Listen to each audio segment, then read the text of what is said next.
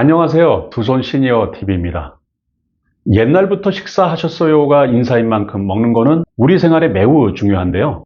지금은 못 먹어서가 아니라 많이 먹어서 또는 잘못 먹어서 건강에 문제가 있는 경우가 많습니다. 건강은 먹거리, 즉 올바른 식단에서 출발합니다. 올바른 식습관은 오래 건강하게 살려면 반드시 실천해야 됩니다. 의성 히포크라테스는 음식으로 고치지 못하는 병은 약으로도 못 고친다며 올바른 식습관을 중시했습니다. 중국 전통의학에서도 약보불효식보라는 말이 있는데요. 약보다 음식으로 몸을 돌보는 것이 좋다는 뜻입니다.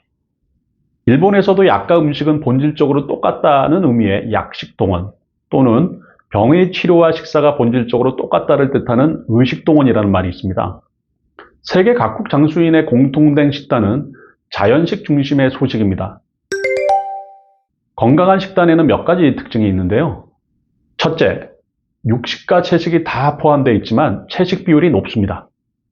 육식이라도 소고기나 돼지고기 등 붉은 고기가 적고 생선, 닭고기, 오리고기와 같은 가금류, 우유, 유제품, 달걀 등이 많습니다. 둘째, 가공식품을 섭취하지 않거나 가공식품을 먹더라도 최소화합니다. 특히 햄, 소세지, 베이컨 같은 붉은 고기 가공육은 물론이고 흰쌀이나 밀가루 등 가공 단계가 높은 음식을 피하는 게 좋습니다. 쌀로 만들었지만 현미밥은 가공 단계가 낮고 떡은 가공 단계가 높습니다. 셋째, 소금, 지방, 설탕이 첨가된 식품을 피하는 게 좋습니다. 자연에서 난 식품 중에 소금, 지방, 설탕이 많이 든 것은 극히 드문데요. 대부분 가공 과정에서 사람이 인위적으로 첨가한 것입니다.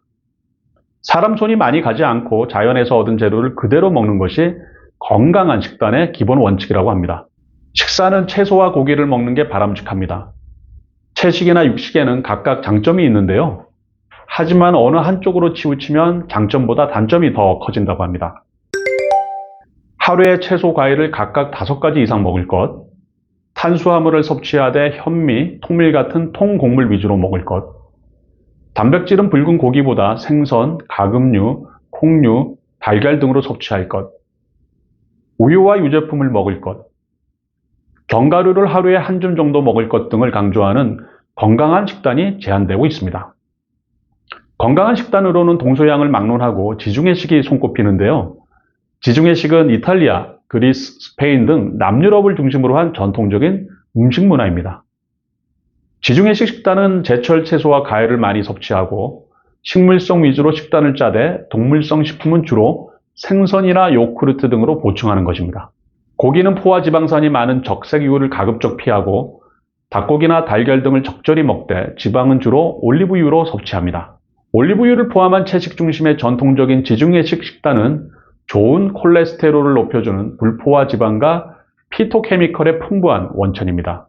최근 국내외 연구 결과에 따르면 지중해식 식단은 비만 위험도를 낮춰 심혈관 질환, 당뇨, 암 등 여러 만성질환 예방에 효과가 있고 인지기능 저하와 치매 발병을 막으며 뇌 건강에도 좋습니다.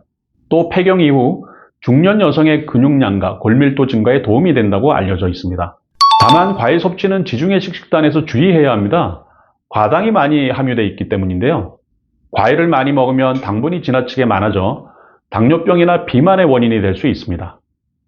꼭 먹고 싶다면 당분이 적은 자몽이나 딸기, 혈당 상승을 억제하는 블루베리와 그린 키위를 추천합니다. 바나나, 파인애플, 멜론, 수박, 망고는 당도가 상당히 높아 하루에 소량만 먹는 게 바람직합니다.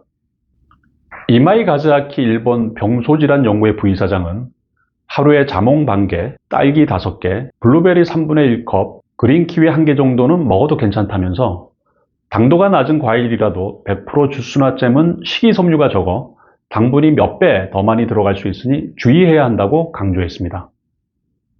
지중해식 식단은 제철 음식을 먹는다는 측면에서 사실 우리 주변에 널려 있습니다. 머나먼 유럽 사람이 먹는 특별한 음식이 아닙니다. 자기 지역에서 제철에 생산되며 가장 싱싱하고 영양이 넘치는 자연의 선물을 맛있게 먹고 즐기는 것입니다. 소식은 배를 80%쯤 채우는 것입니다. 장수국가 일본에서는 하라하치부라는 말이 있는데요. 배가 80% 차면 그만 먹으라는 뜻입니다.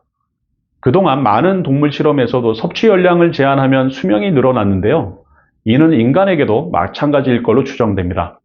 과식을 하면 장이 지나치게 작용해 각종 질환을 초래합니다.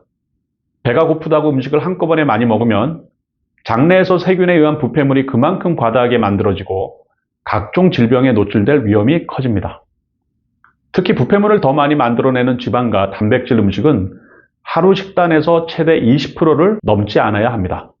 과식은 고지혈증, 당뇨병, 통풍, 고혈압, 암, 담석, 만성신장염, 뇌출혈, 심혈관계 질환, 내장 비만 증후군 같은 질환으로 이어집니다.